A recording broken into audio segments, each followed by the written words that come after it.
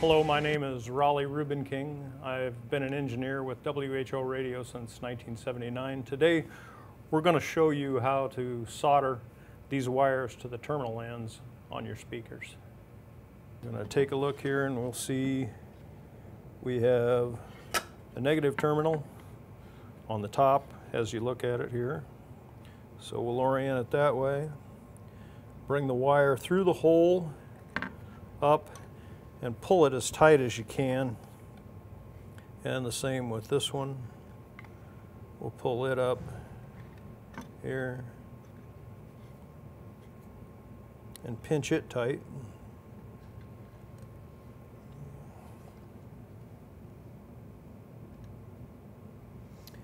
Next we'll take a soldering iron.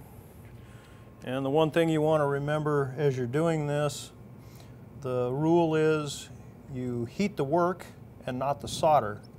You're going to try and heat both sides of this simultaneously and get the same level of heat into both pieces of the work, and then bring the solder in and let it flow naturally.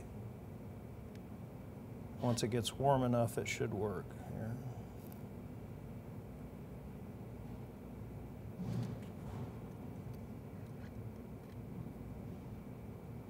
If you hold the piece still or have it clamped so that it doesn't move, you'll be better assured of not having what we call a cold solder joint, where it is moved as it is cooling and it becomes brittle and unsure.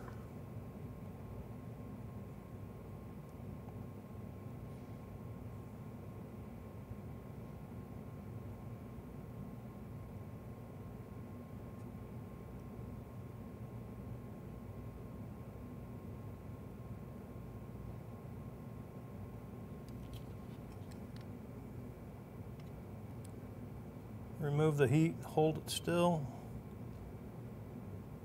A lot of times you can see it change in its texture and color a little bit, if you will. If you're a little unsure as to whether or not you got enough heat in it and you got a good flow into both pieces, you can reheat it to be sure that you've got enough heat there to make a good connection.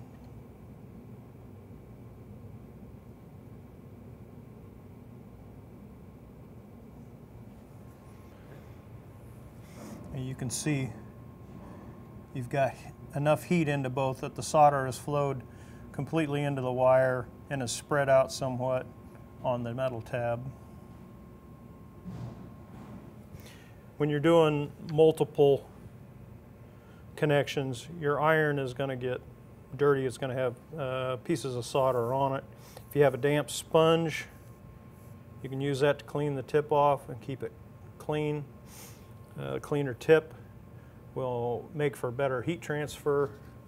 You can also use a soldering iron cleaner like this. The same basic principle. It just takes the residual flux and the unused solder off the end of the tip.